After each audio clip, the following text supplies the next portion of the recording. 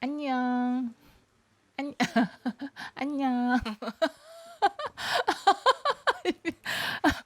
안녕하세요. 김지영 변호사입니다. 오늘은 유죄 추정에 대해서 얘기를 할 건데요. 아니 변호사가 무식하게 유죄 추정이 뭐야? 무죄 추정의 원칙이지. 이렇게 생각하시는 분들이 계실 텐데요. 맞습니다. 원래 원칙은 무죄 추정의 원칙이 맞죠. 근데 실제로 이렇게 재판이나 수사 돌아가는 거 보면 유죄 추정일 때가 많거든요. 그래서 제가 오늘 좀 그런 경험에 대해서 말씀을 드리려고 해요. 자, 무죄 추정은 그러니까 피의자나 피고인이 유죄 확정 판결을 받을 때까지는 무죄로 추정한다. 이게 이제 무죄 추정의 원칙인데요. 여기서 중요한 게 유죄 판결이 확정될 때까지예요. 결국은 1심, 2심 대법원에서 최종적으로 유죄 판결이 확정될 때까지 무죄로 추정을 한다는 건데요. 실상은 어떤가요? 그냥 뭐 뉴스가 나온다거나 저 사람이 뭘로 수사를 받는데 이러면 저 사람 죄 졌네. 이렇게 우리는 유죄 추정을 해버리잖아요. 자, 그래서 제 경험을 몇 가지를 말씀을 드릴게요. 제가 이제 2년 차 정도에 이제 로펌에서 나와가지고 바로 이제 형사 사건을 수임한 것이 있었는데요. 그때까지만 해도 이제 저는 순진하게 무죄 추정의 원칙을 믿었죠. 그래서 이제 의뢰인이 회사를 운영하는 사람인데 업무상 배임으로 이제 고소를 당한 거예요. 그래서 어떻게 이제 검찰까지 조사를 다 받고 재판에 넘겨졌어요. 재판에 넘겨졌는데 저는 당연히 그 사람이 그 배임을 하지 않았다는 증거들이 있었기 때문에 첫 공판기일에 가서 무죄를 주장을 했습니다. 그랬더니 무슨 일이 벌어졌냐. 일단 판사가 짜증을 내는 거예요. 얼굴이 딱 일그러지면서 짜증을 내고, 그 다음에 또 두 번째 웃겼던 게 공동 피고인이었어요. 그래서 제 의뢰인이 있었고 이제 다른 사람도 이제 같이 피고였는데 그 사람을 변호했던 변호사가 판사 출신 변호사였거든요. 그러니까 한마디로 쉽게 말하면 그 변호사와 저는 한 편인 거고 같은 주장을 해야 되는 거예요. 근데 그 변호사가 1회 공판기일이 끝나고 나와서 저한테 하는 말이, 아니 왜 무죄 주장을 하세요? 그거 불리하거든요. 그러니까 죄를 인정을 하고 그냥 감경받을 요소들만 우리는 주장을 하면 돼요. 라고 말씀을 하시는 거예요. 너무 웃기죠? 무죄 추정의 원칙이 분명히 있는데 내가 무죄 주장을 하니까 판사는 짜증을 냈고, 그리고 같은 편인 그 변호사, 판사 출신 변호사도 무죄 주장을 하면 안 된다는 거예요.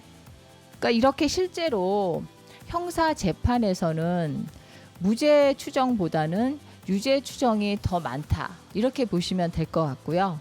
결국 제가 그 사건을 판사 짜증 다 받아가면서 증인들 부르고 검사가 제출한 증거를 다 반박을 해서 결국은 무죄 판결을 받았습니다. 근데 이 무죄 주장하는 게 좀 위험할 수 있는 게요. 내 편에 서줄 수 있는 증인들이 일단 있어야 되고요.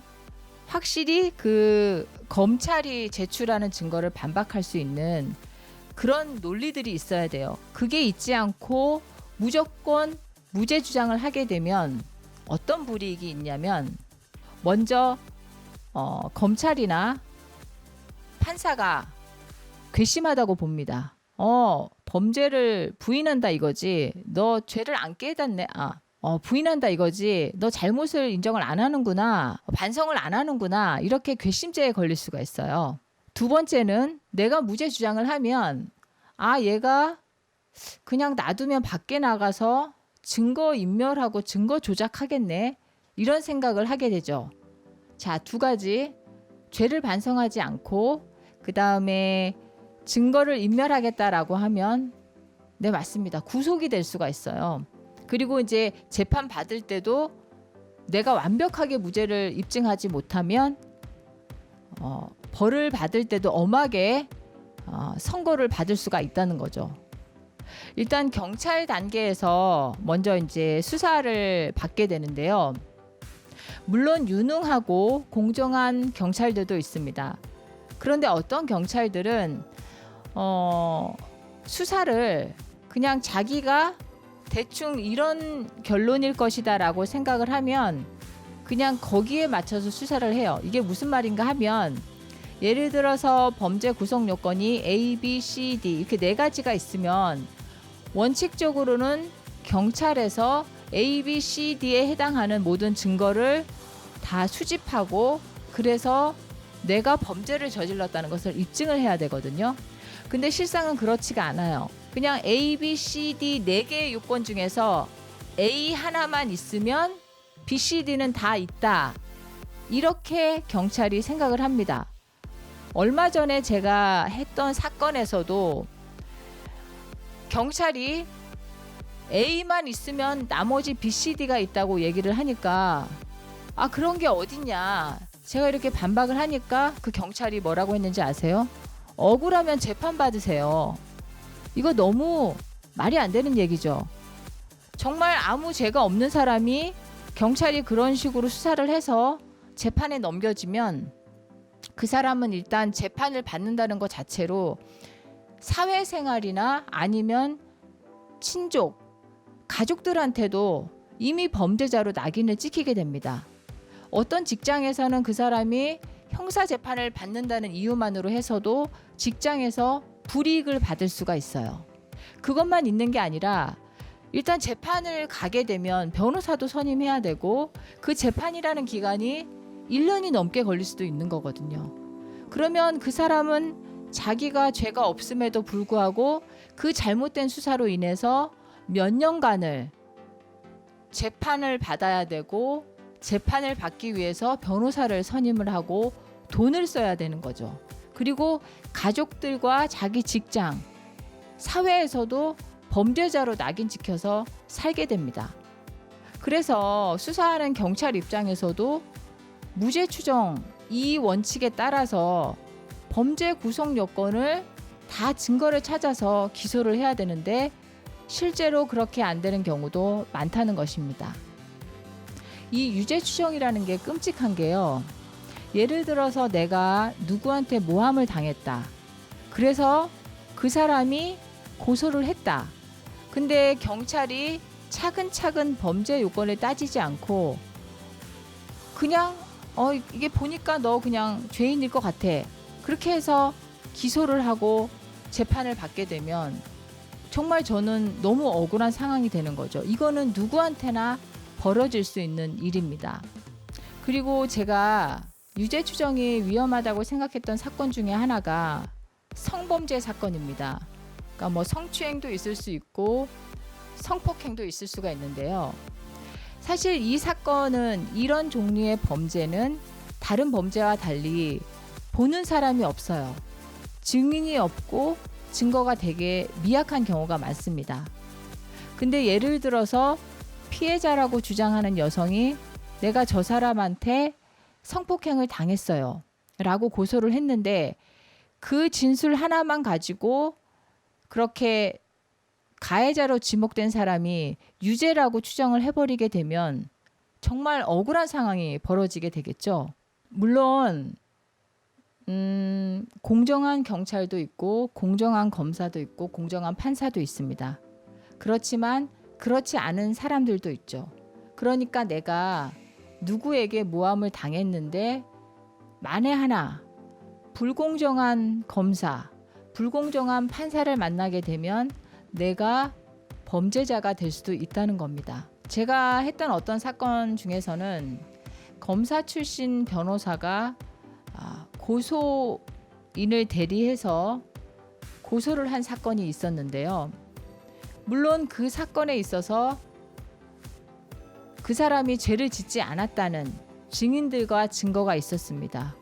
그래서 조사를 받을 때 수사검사에게 그런 부분을 설명을 하고 제출을 했습니다. 증거도 제출을 하고 진술서도 제출을 했습니다.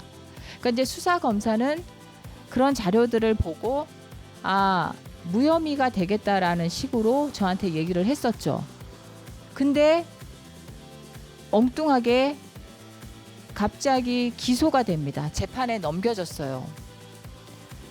그랬더니 그 수사검사가 저한테 하는 말이 약간 미안한 표정을 지으면서 재판 가서 무죄 받으세요 이러는 거예요. 그러니까 제가 뒤에 스토리를 들어보니까 그 고소를 했던 변호사가 그 검찰에 있었던 검사 출신 변호사였고요. 그 검사 출신 변호사가 좀 뭐 사건 수임을 한 거니까 그렇게 기소가 되지 않았나. 저는 이제 그렇게 생각을 하고 있습니다. 실제로 이 바닥에서는 그런 일이 있습니다. 사건에 연루가 되면 공정한 검사나 판사를 만날 수도 있지만 그렇지 않은 경우도 있다고 말씀을 드렸습니다. 그렇기 때문에 만약에 내가 억울하게 고소를 당했거나 수사를 받을 일이 있으면 경찰에서 수사를 받으실 때부터 꼭 변호사를 대동을 하시는 게 좋습니다. 어떤 분들은 경찰에 변호사 대동해서 가봤자 도움을 못 받는다 이렇게 말씀하시는데 그거는 정말 위험한 발상입니다. 경찰에서 한두 시간 조사 받을 때는 그냥 본인이 정신을 차리고 조사를 받을 수도 있어요. 근데 이게 4시간이 넘어가고 7시간, 8시간 조사를 받게 되면 본인이 정신 차리고 제대로 대응하기도 힘들고 4시간이 넘어가면 조사 시간이 4시간이 넘어가기 시작하면 본인도 집중력이 떨어지고 막 경찰이 강압적으로 윽박을 지르면서 수사를 할 때 본인이 버텨낼 힘이 없습니다. 그런 와중에 증인 누가 이렇게 당신한테 불리하게 얘기했는데 이렇게 말하면 그 순간에 포기를 해버릴 수도 있어요. 그래서 내가 무죄니까 그냥 변호사 필요 없고 내가 가서 잘 소명을 하고 설명을 하면 나는 풀려날 수 있을 거야. 그것은 좀 위험하다고 말씀을 드리고 싶고요. 무조건 경찰 수사 단계부터 변호사를 대동을 하셔서 도움을 받으시기 바랍니다. 아무래도 내 편에 있는 변호사가 옆에 있게 되면 강압적으로 수사를 한다던가 아니면 유죄 추정으로 뭔가 답을 강요를 한다던가 수사기관에서 이렇게 하기는 힘들거든요. 네, 제가 오늘 드렸던 말씀은 여기까지입니다. 도움이 되셨으면 좋아요와 구독 눌러주세요. 안녕.